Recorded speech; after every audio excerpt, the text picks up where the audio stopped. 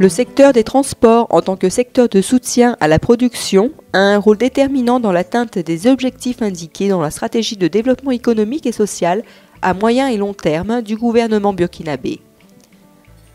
L'amélioration de la compétitivité et de l'efficacité économique du Burkina Faso passe par une réduction des coûts des différents maillons de la chaîne de transport, tout en maintenant les services rendus à des niveaux acceptables de délai, de coût, de qualité et de sécurité. Du fait de l'enclavement du pays, les transports en général et le transport routier en particulier constituent un maillon important dans la chaîne des actions de mise en œuvre du cadre stratégique de lutte contre la pauvreté. Le pays compte ainsi 5 corridors de desserte, 4 terrestres et un ferroviaire qui le relient aux ports maritimes des pays côtiers limitrophes que sont la Côte d'Ivoire, le Togo, le Ghana et le Bénin. Ces corridors sont utilisés tant par le Burkina que par d'autres pays enclavés que sont le Mali et le Niger, faisant du Burkina Faso un pays de transit par excellence. Le secteur des transports, notamment celui des transports terrestres, joue un rôle prépondérant dans l'économie tant nationale que régionale, dans la mesure où il soutient le développement de 4 courants de trafic, à savoir les échanges commerciaux intérieurs, les échanges commerciaux avec l'outre-mer, les échanges commerciaux avec les pays voisins et le trafic de transit et le trafic régional de voisinage entre les pays limitrophes. En effet, un système de transport performant appuie non seulement les secteurs de production en abaissant les coûts et les produits, mais garantit aussi le développement des secteurs sociaux de base, santé, éducation, eau potable, sécurité alimentaire, en favorisant leur accessibilité à la population. C'est dans ce cadre que devra être vue la nouvelle proposition pour un projet d'une autoroute entre Ouagadougou et la frontière de la Côte d'Ivoire pour compléter l'autoroute déjà en construction en Côte d'Ivoire qui permettra de relier Ouagadougou et le port d'Abidjan. Le projet, qui rentre dans le cadre de la mise en œuvre du programme économique régional, se conforme à la politique d'intégration et de renforcement de la coopération entre les États africains encouragés par les communautés régionales telles que la Communauté des États de l'Afrique de l'Ouest et l'Union économique et monétaire ouest-africaine.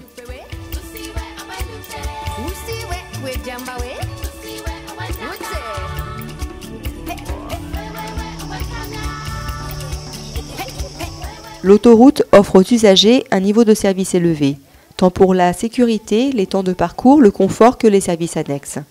La construction d'une autoroute a toujours créé de sérieux doutes et perplexités à cause des coûts élevés, des coûts qui ont disparu au cours des années avec le développement du commerce et du trafic et en général de l'économie du pays.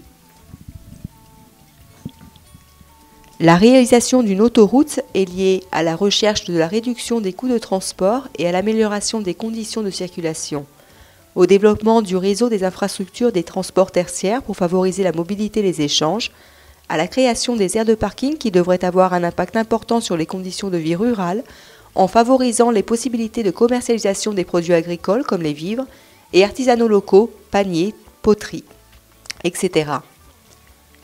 À l'amélioration de la productivité et des services de transport routier, à l'amélioration de l'environnement technique et opérationnel des transports routiers, à l'amélioration de la mobilité des personnes et des biens ainsi que la réduction des accidents de la circulation, au développement des structures d'appui auprès des transporteurs ou des organisations de transporteurs pour inculquer l'esprit d'entreprise chez les artisans transporteurs et promouvoir le développement des moyens intermédiaires de transport en milieu rural, à l'amélioration des rapports avec les pays limitrophes, et enfin la refonte complète de la réglementation en transport pour disposer de textes consacrant la promotion et l'expansion du secteur privé.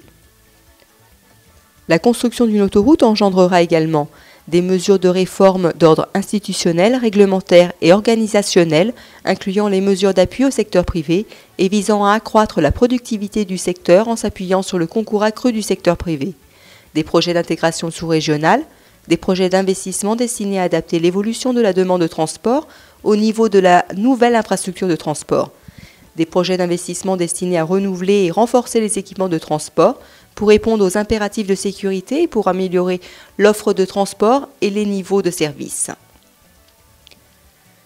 Le projet d'une autoroute a deux possibilités. Créer un ouvrage complètement isolé par rapport aux aires traversées qui comporte la fermeture continue le long de tout le tracé, permettant ainsi l'accès uniquement aux endroits établis, en correspondance des pôles importants ou en correspondance d'un axe structurant proche. Les échangeurs constituent les points particuliers dont la construction et l'exploitation sont onéreuses. Leur localisation doit être justifiée. Cette solution a bien évidemment un impact notoire sur l'organisation de l'aire traversée et sur la voirie ordinaire et nécessite également d'ouvrages connexes, par exemple la construction d'une bretelle collectrice pour limiter les points d'accès et réduire les coûts. Dans le cas d'une autoroute isolée, le raccordement à la voirie ordinaire est réalisé en entrée par une voie d'insertion et en sortie par une voie de décélération. Le dispositif d'entrée comprend une section de manœuvre de 200 mètres de longueur et un biseau de 75 mètres. Le dispositif de sortie comporte un biseau contigu à l'autoroute de 150 mètres et une section de décélération pour passer de la vitesse conventionnelle à la vitesse réduite. L'autre solution est l'étude d'un ouvrage ouvert, non isolé de la viabilité ordinaire, qui pourrait être relié à l'autoroute moyennant des carrefours en plan ou des embranchements aménagés de manière opportune afin d'éviter d'emprunter l'autoroute à contresens.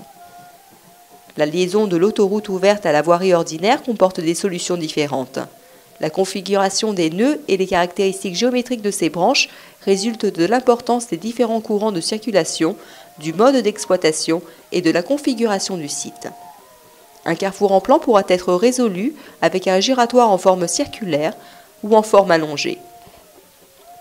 Dans le cas de routes secondaires et de pistes en terre, il est possible de prévoir une jonction à niveau avec la création d'une variante du terre-plein central et avec la construction d'une voie de décélération pour diriger le trafic dans la direction contraire après la traversée du terre-plein. Cet aménagement doit dissuader les manœuvres de prise en contresens de la route. La même solution pourra être adoptée dans la traversée des agglomérations mineures afin de conserver la liaison entre les deux côtés du village ou de la ville. Dans les deux solutions, il est possible d'étudier des systèmes de contrôle afin de permettre le paiement des péages.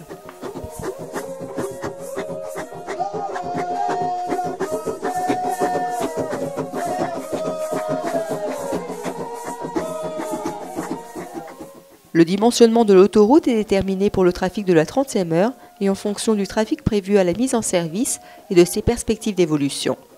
Une autoroute est dite à trafic modéré lorsqu'elle supporte, lors de sa mise en service, un trafic moyen journalier inférieur à 10 000 véhicules par jour.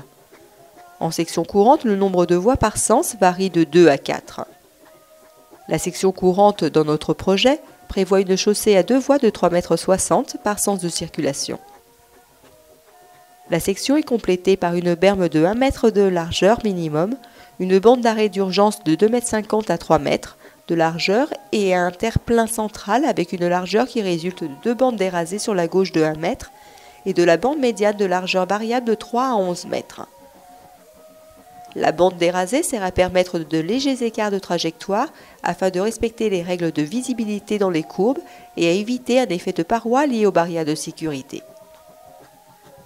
La largeur totale de la plateforme varie de 26,40 m à 35,40 m.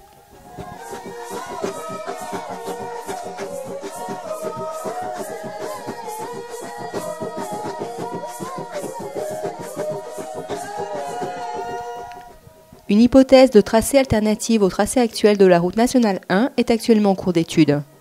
Le tracé commence à la sortie de Ouagadougou et sera relié au réseau routier existant, déjà aménagé en 4 voies, moyennant une interconnexion spécifique. Le tracé se développe sur les 60 premiers kilomètres, parallèlement à l'axe ferroviaire entre Ouagadougou et Koudougou. La possibilité de s'approcher ultérieurement à Koudougou, moyennant une variante qui rallongerait le tracé d'environ 7 km, sera évaluée. Cette variante conduirait la nouvelle artère à seulement 3 km du centre de Koudougou. Dans ce premier tronçon, l'autoroute intercepte la route bitumée qui conduit à Koudougou, la route en terre Léo-Sabou ainsi que la route bitumée en construction entre Sabou et Koudougou. Dans le tronçon successif, après avoir replié vers le sud-ouest et s'être positionné en parallèle à la route nationale 1, l'autoroute intercepte au kilomètre 143 la route en terre pour Poura et après environ 30 km, à la hauteur de la ville de Boromo, elle intercepte la route en terre pour Safani-Dougou. Au kilomètre 187, pour éviter de toucher des aires protégées, Le tracé se développe vers l'ouest pour redescendre vers le sud-ouest après le kilomètre 220. Au kilomètre 225 environ, la route touche la ville de Houndé et intercepte la route en terre vers Bounoukoui pour atteindre au kilomètre 340 la ville de Bobo-Dioulasso. La longueur du tracé est de 340 km au lieu des 335 km de la route actuelle. Avec la variante de Koudougou, la longueur du tracé atteint alors 348 km. Il y a une autre solution possible qui est celle de la transformation de la route nationale 1. Le projet de transformation doit se conformer aux règles des autoroutes neuves et comportera inévitablement l'adoption de différents contournements en correspondance des agglomérations traversées par la route existante. Dans ce cas, on aura une longueur de la route avec les contournements de 340 km. Cependant, plusieurs problèmes risquent d'apparaître pendant la construction pour maintenir le trafic sur la route existante. Le début et la fin du tracé feront l'objet d'études spécifiques qui tiendront en compte les plans directeurs des voiries des deux villes. L'étude pourra envisager pour Bobo-Dioulasso la réalisation d'un contournement pour éviter le transit des poids lourds dans la ville de Bobo.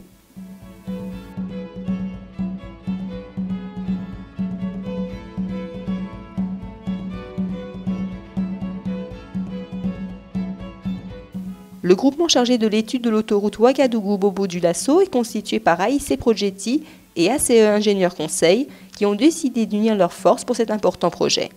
Les deux bureaux collaborent depuis de nombreuses années au Burkina Faso. Le groupement est par ailleurs actuellement actif au Burkina Faso pour le contrôle et surveillance des travaux de construction de la route d'Edougounouna, frontière du Mali, et a complété le contrôle des travaux du tronçon Ouagadougou-Pau, frontière du Ghana.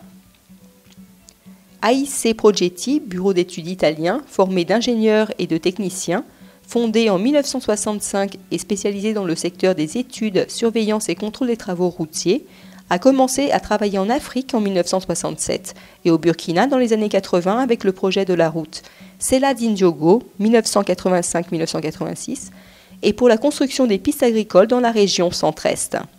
Entre 1990 et 2012, AIC Progetti a exécuté le projet et le contrôle des travaux de construction et d'aménagement de plusieurs routes en Afrique et au Burkina Faso.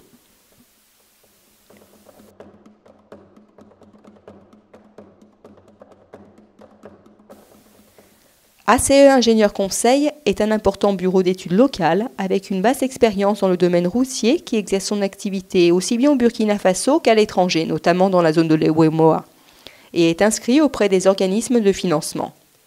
ACE intervient dans des disciplines du développement économique et social, aménagement du territoire, routes, voiries et réseaux divers, infrastructures de transport et pistes rurales, aménagement hydro-agricole, structures métalliques et bois, hydraulique urbaine et villageoise, topographie, protection de l'environnement, approvisionnement en eau potable et assainissement, génie rural, bâtiment, architecture. Nous ajoutons aussi que nos deux sièges basés à Rome et à Ouagadougou ont collaboré et coordonné les activités dans un climat de profond respect réciproque à l'égard de leurs expériences diverses.